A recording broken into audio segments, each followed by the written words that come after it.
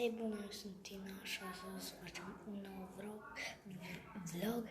Astăzi mi-am pus piercing și i-am zis la părinții mei, mama, mi-am pus, nu i-am zis că mi-am pus, i-am arătat așa.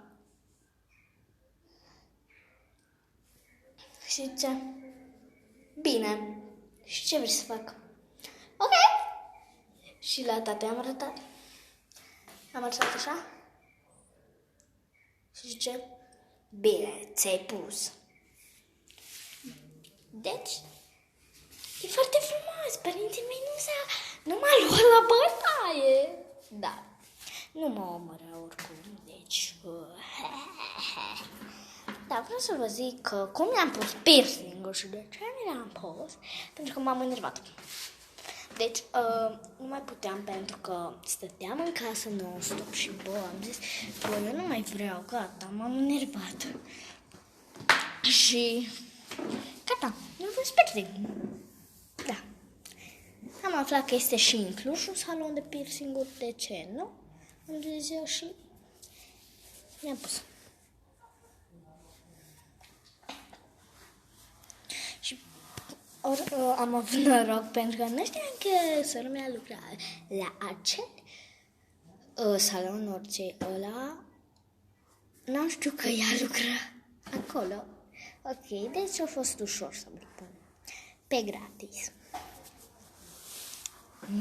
Da. De ce eram nervoasă? Pentru că v-am zis, stau prea mult în casă și nu mai pot. Nu mai pot, frate! Să scrieți în comentarii cine mai poate. Deci mor, frate, mor. Cred că o să ajung la nebuni. Ok. Cum am vopsit în cap verde, vreau să vă zic. Mama n-a știut că m-am vopsit. Numai pe hol.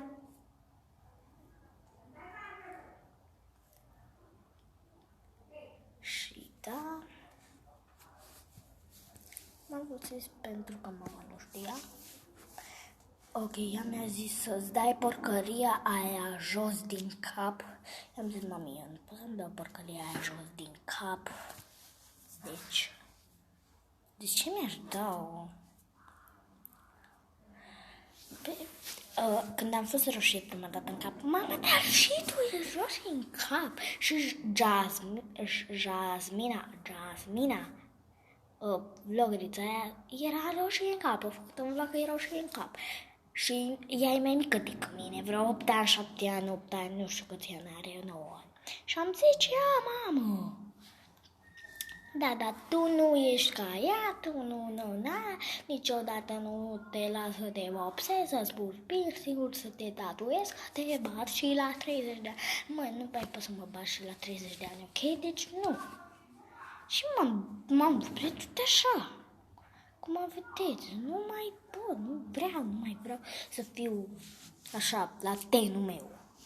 La ten, auzi la mine, la lucrul meu, pardon. M-am plictisit de lucrul meu și punct.